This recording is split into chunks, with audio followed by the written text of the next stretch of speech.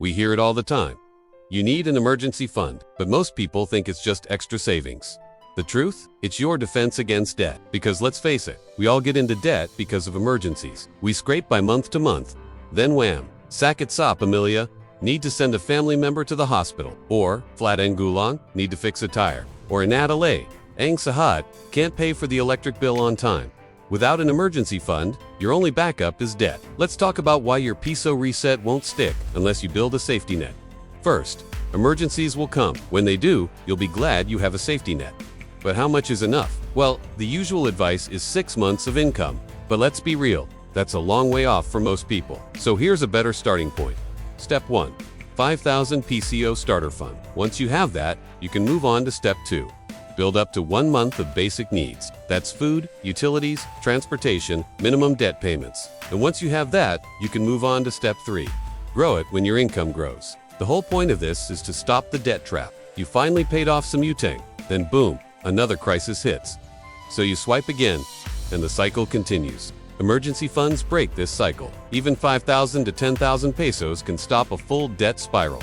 How do I get started? Well, aside from downloading our free Piso Reset Kit, which you can do so at the end of this video, the first step is to park your emergency fund in a separate account. It should be a place where you can access it easily, without being tempted to spend it. It's not with your main checking account, which you use for your bills and your expenses. Having a separate account helps you avoid dipping into your emergency fund for non-emergency. And yes, having an emergency fund gives you a lot of leeway with your spending. It gives you that peace of mind so you don't have to worry about every little expense. In fact, it gives you the confidence to say no to new use. Because, let's face it, we usually take loans or borrow money because we have expenses that we didn't plan for.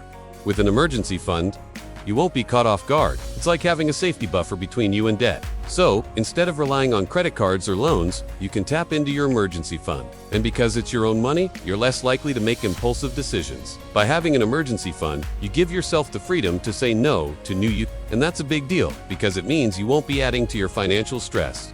Plus, when you say no to new Utang, you free up more of your income for saving and investing.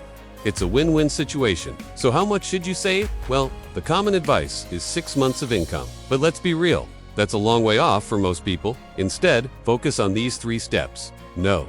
1. Start with a 5,000 peso emergency fund. No. 2.